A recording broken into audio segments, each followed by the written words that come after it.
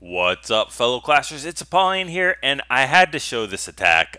Probably one of the greatest queen charges I've ever seen at Town Hall 10v10. I mean, it's just for any of you all that have done 10v10, especially with the newer meta, you're seeing that when you're going against a base that has two single Inferno Towers and you're choosing to either Queen Walk or Queen Charge, you basically want to stay the heck away from them, right? So in a base like this, here's your ranges of these Inferno Towers. And by the way, this is a maxed Town Hall 10 as far as defenses, except for this bomb tower, I think is the only thing that needs to be upgraded, and probably the mortars, which makes no difference when it comes to air attacks. So anyway, he's hitting a pretty much max Town Hall 10 defense. And you want to start your queen walks to go away from those, right? So you want to come down in this 5 o'clock all the way to 9 o'clock area and bust in somewhere to get that queen and clan castle, and that's the safer way to do it. Single Inferno Towers completely roast your Barbarian King, your Archer Queen, your Golems, any kind of tanks like that, dragons, and they just completely obliterate them in a couple of seconds. So your queen charges, you only have one ability with your queen to get away from that, and once the Inferno Tower locks on, it's lights out, and it's game over for her. So that's not what Dumper Man does. He's just like, I'm gonna come in and get both of these single Inferno Towers with my queen only, and then just back end La Lune it. And I just love this attack. I'm gonna show it for you all, and we're gonna start at 3 o'clock now. I heard, and I don't want to take anything away from this attack because it's so beautiful. I heard they wanted to go from 3 down to 6 o'clock and break in and get the queen that way, but this way is so much better.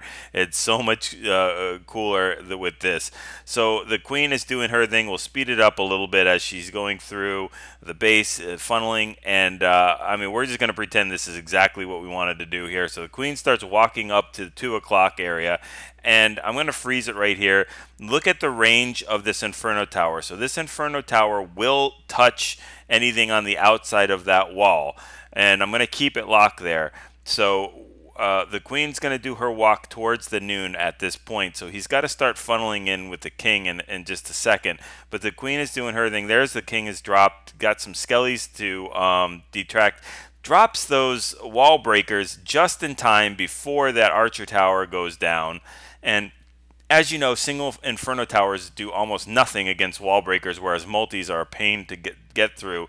But since it's a single Inferno Tower, it does absolutely nothing. Now watch the queen on the pathing that she takes to get to this Inferno Tower. She decides to walk on the outside of this Inferno Tower the whole time, just basically walking the line and not getting in contact with it, because remember, at any given time that she steps into that area of effect of the Inferno Tower, it's going to start burning her, and she'd have to use her ability pretty quickly. So we're taking out the Wizard Tower, and then she will step in, but at this point she's targeted on the Expo, and she can use her ability and take care of that Inferno Tower in just a swipe or two.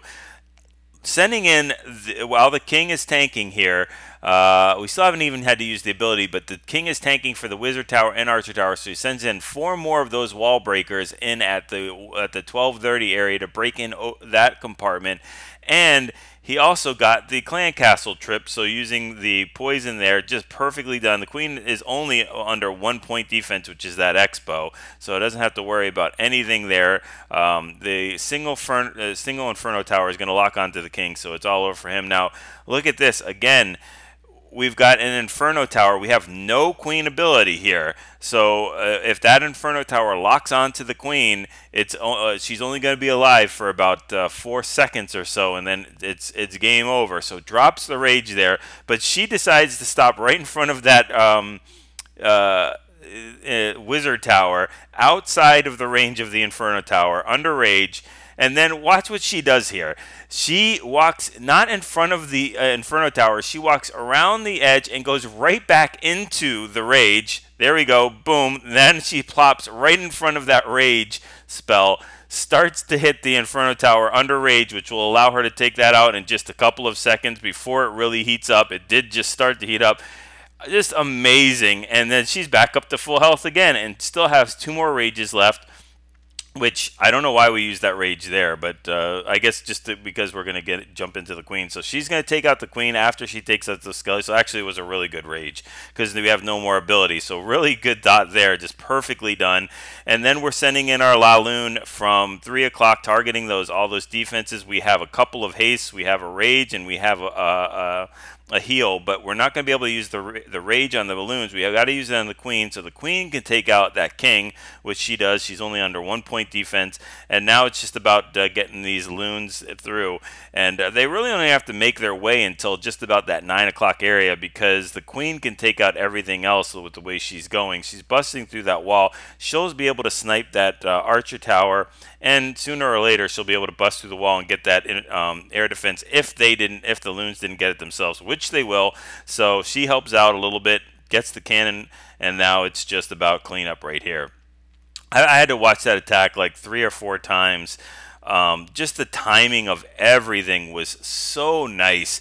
It's impressive if he wanted to do that in the beginning, but it's almost, in my opinion, even more impressive if he wanted the queen to walk down towards the 6 o'clock area and improvise that well, because just for anybody that's done this can appreciate the timing of the wall breakers, the timing of each one of those spells, the placement of the spells, especially when he was getting the second Inferno Tower, the placement of that rage to get her in to the back end of it as she walked around and still be in that rage. Just a really nice job there. And I definitely wanted to keep this on the channel. I'm going to go review it once this attack is gone.